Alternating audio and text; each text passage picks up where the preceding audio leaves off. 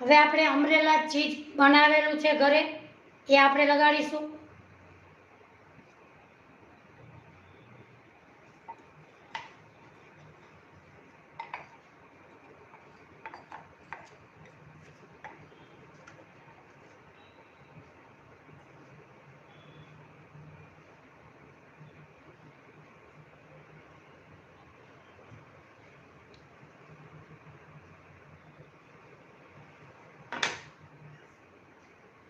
હવે આપણે પેનમાં મૂકીશું.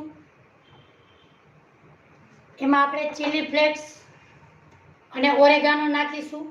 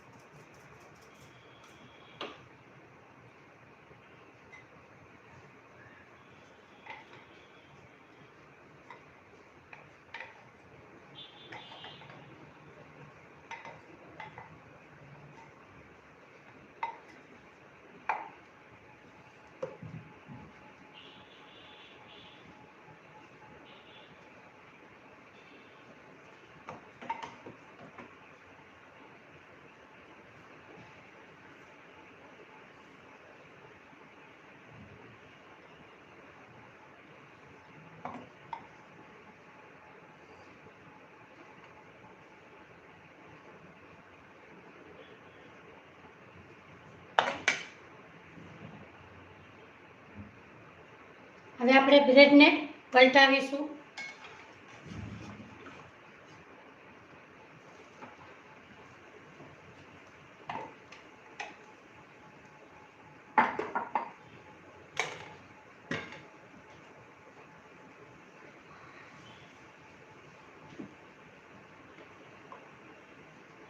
તો આપણું ચીઝ અત્યારથી જ સેટ થવા માંડ્યું છે. તો તમે ફ્રીજમાં 5 કલાક મૂકશો તો તમારું તમારું ચીઝ એકદમ સરસ તૈયાર થઈ જશે. જુઓ,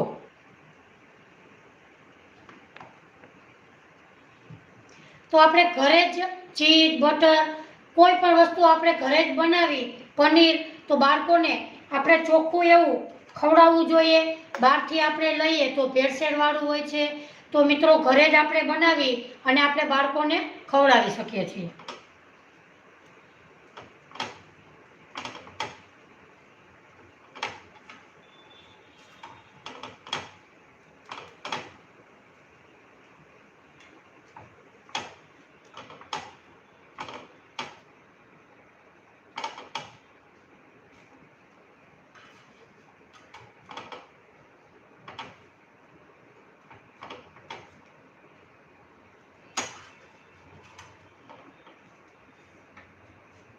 અહીંયા આપણે ગેસની ફ્લેમ બંધ કરીશું.